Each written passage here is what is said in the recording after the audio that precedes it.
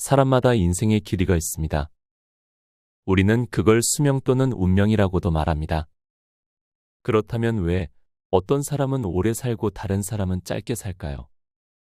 2022년 미국 노인병 학회지에 발표된 연구에 따르면 실험 연구에 참가했던 사람 중에 가장 낙관적인 사람 25%가 그렇지 않은 사람보다 90세 이상 살 가능성이 높았다고 발표했습니다. 다시 말해서 두려움과 걱정을 없애라는 말입니다. 하지만 여러분, 이런 생각도 들지 않나요? 긍정적인 마음, 운동 중요하다는 것 다 알죠.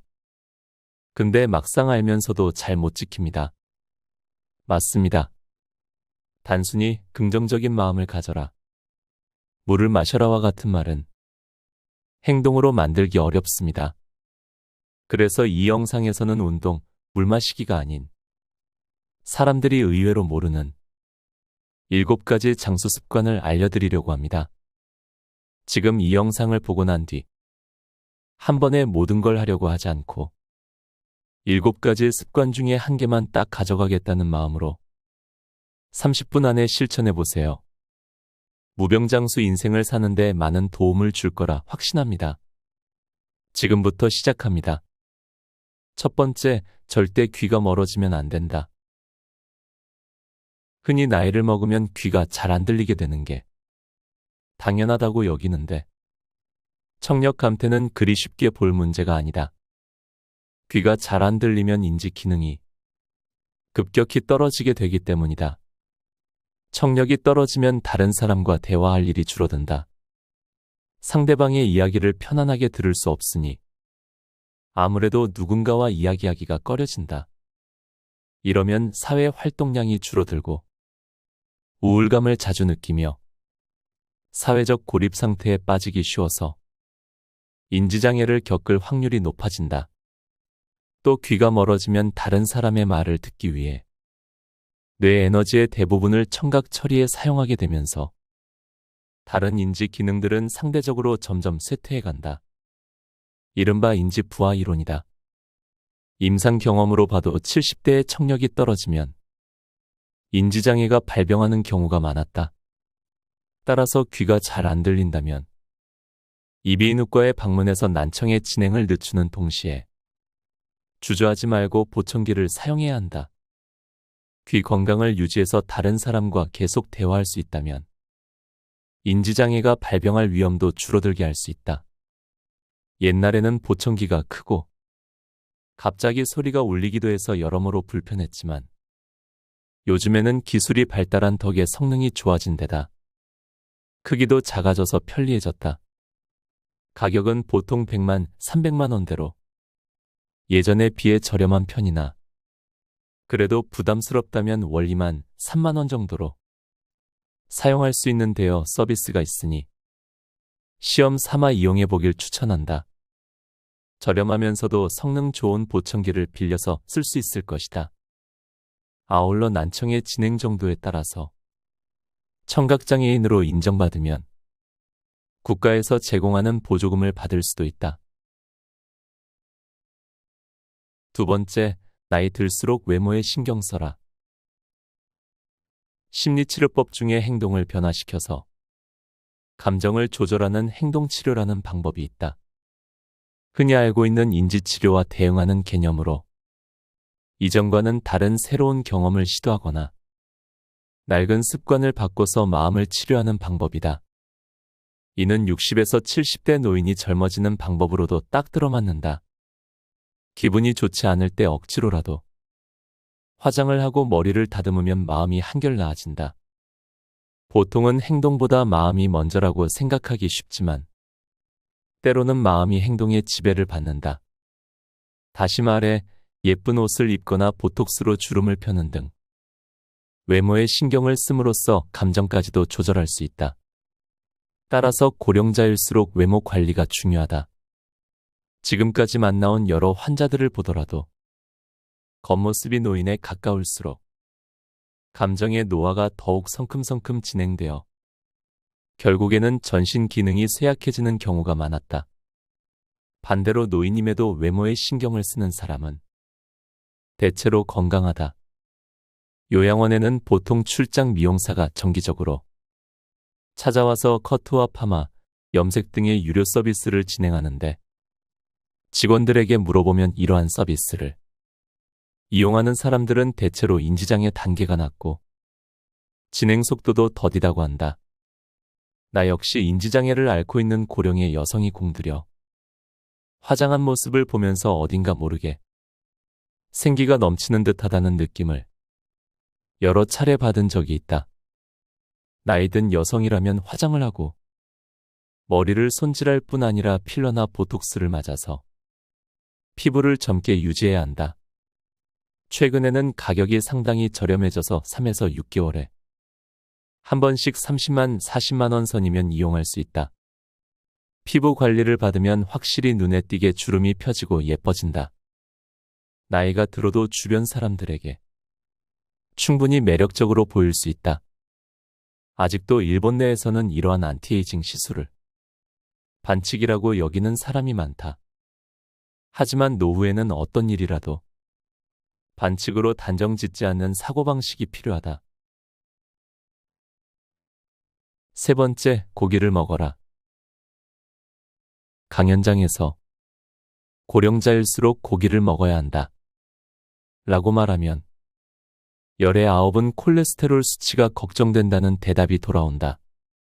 이러한 걱정을 덜어주기 위해 여기서 확실하게 언급하건대 콜레스테롤이 몸에 해롭다는 말은 가짜 뉴스, 즉 잘못된 정보이다. 오히려 노후에 건강하게 지내려면 콜레스테롤은 반드시 필요하다.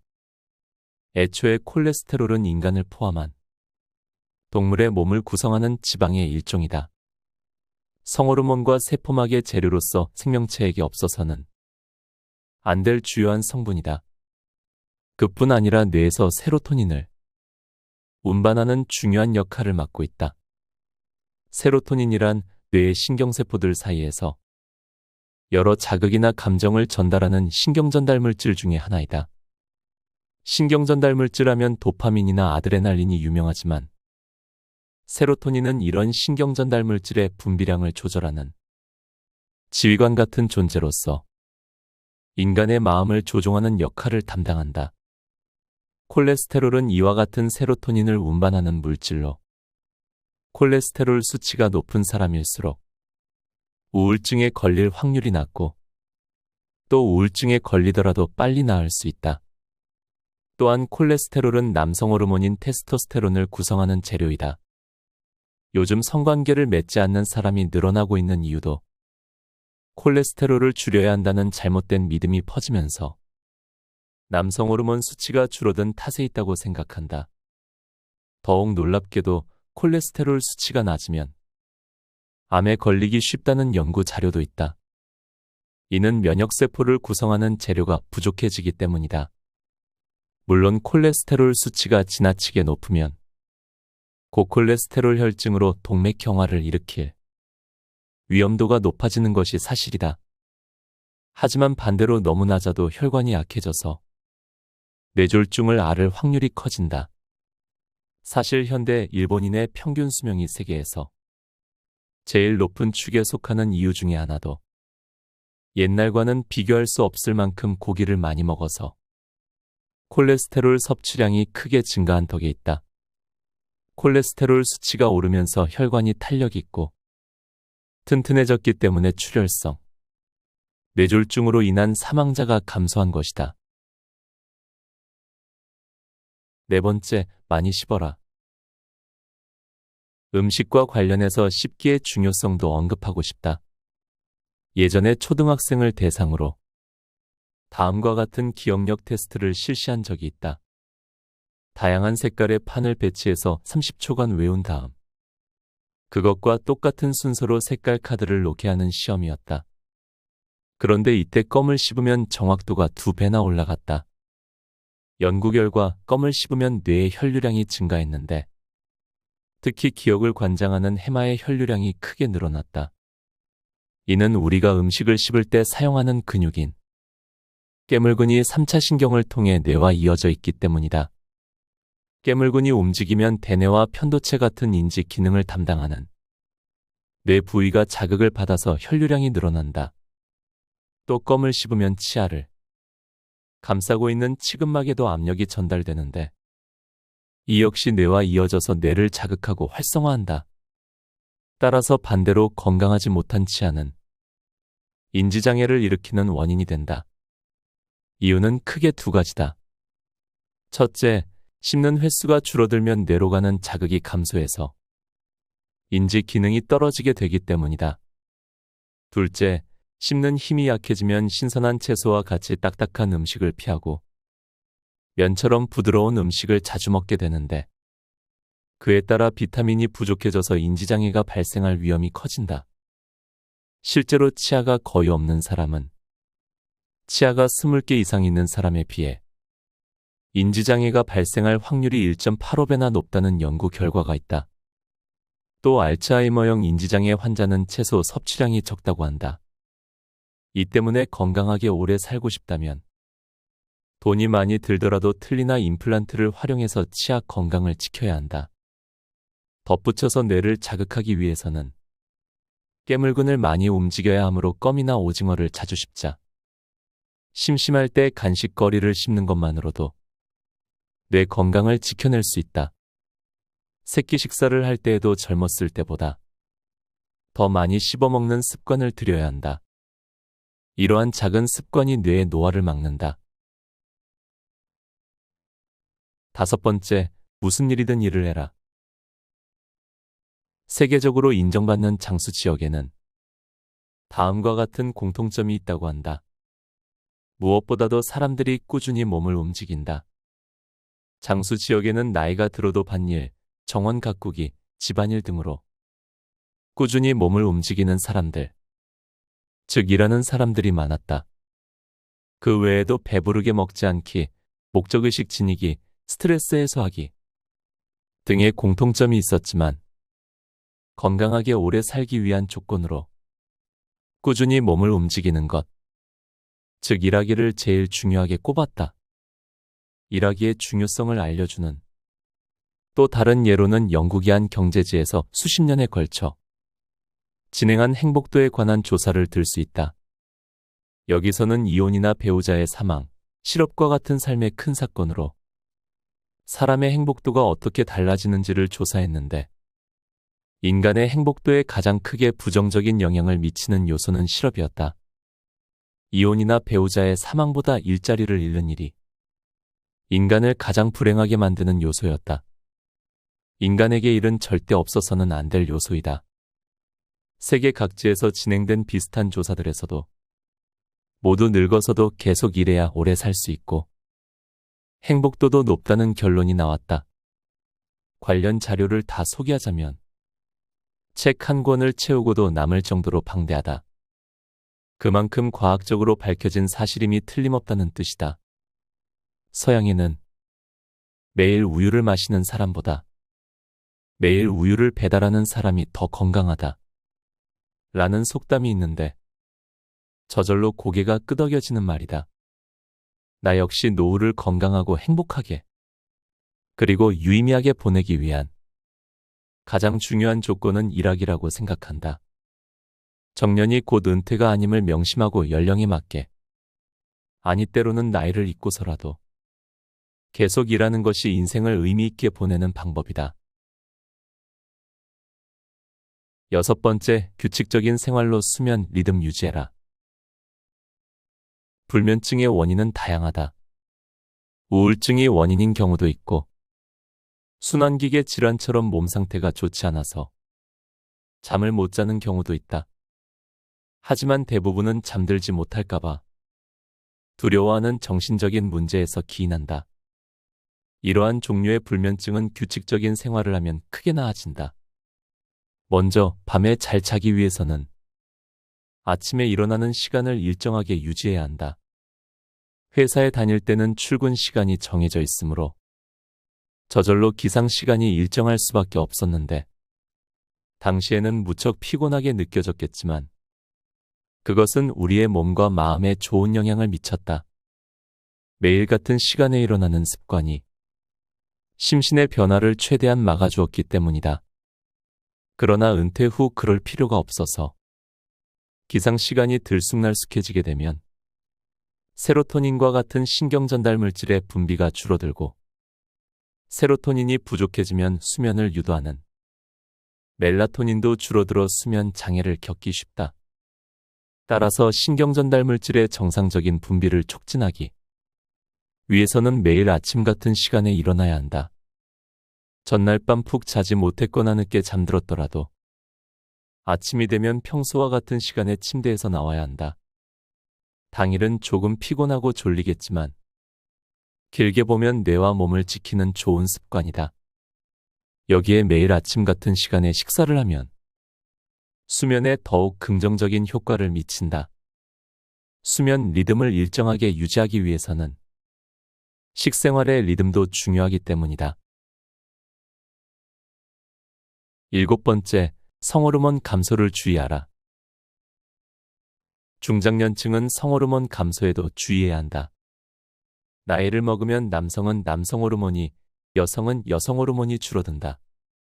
남자든 여자든 모두 중성화된다는 말이다. 성호르몬 감소는 우리의 몸과 마음의 변화를 일으킨다. 이로 인한 갱년기 장애는 주로 여성에게서 나타난다고 알려져 있지만 사실 남성에게도 갱년기 장애가 찾아온다. 요즘에는 이를 LOH 증후군이라고 부른다. 갱년기 장애가 오면 자율신경계의 이상으로 온몸에 다양한 증상이 나타난다. 피로감, 권태감, 우라증, 다한증, 두근거림, 잔뇨감, 어깨 통증, 관절통 등 이것이 다 성호르몬 균형이 깨지면서 나타나는 증상이다. 특히 갱년기에는 남녀할 것 없이 마음의 병을 호소하는 사람이 늘어난다. 우울증 진단을 받은 사람은 보통 여러 가지 갱년기 질환을 함께 앓는 경우가 많다. 미국과 유럽에서는 성호르몬이 감소하면 호르몬 보충요법을 받는 것이 일반적이며 보험도 적용된다. 하지만 일본에서는 부작용을 우려해서인지 남녀 모두 이를 선호하지 않는다. 나는 여성이든 남성이든 호르몬 보충요법을 적극적으로 이용하기를 권장한다. 만약 갱년기 장애를 앓고 있는 남성이라면 주저하지 말고 병원에 있는 남성 건강 클리닉 등을 방문해서 상담을 받아보자. 나 또한 남성 호르몬제를 먹고 있는데 체력도 좋아지고 정신적으로도 큰 도움을 받고 있다. 마지막으로 노후에 주어진 73,000시간을 의미 있게 살고 싶다면 내가 태어난 1960년대에는 평균 수명이 남성은 65.3세, 여성은 70.2세였다. 당시 정년은 55세였으므로 퇴직 후 남성에게 남은 생은 고작 10년 정도였다. 텐마루에서 손자를 안고 햇볕을 쬐다 보면 문득 그날이 찾아오곤 했다. 하지만 지금은 퇴직 후 남은 생이 20년을 훌쩍 넘어 30년에 가까워졌다. 여생이라 부르기에도 민망한 긴 시간이다. 정년을 맞이한 60세라는 나이는 차라리 새로운 인생이 시작되는 해라고 봐야 한다. 노후에 우리에게 주어진 시간은 얼마나 될까? 식사, 수면, 목욕 등 일상생활에 필요한 시간을 빼고 나면 하루 24시간에서 대략 10시간 정도가 남는다. 1년으로 따지면 3,650시간이다. 요즘에는 80세까지는 건강한 사람이 많으므로 60세부터 20년 동안 약 73,000시간이라는 자유시간이 주어진다.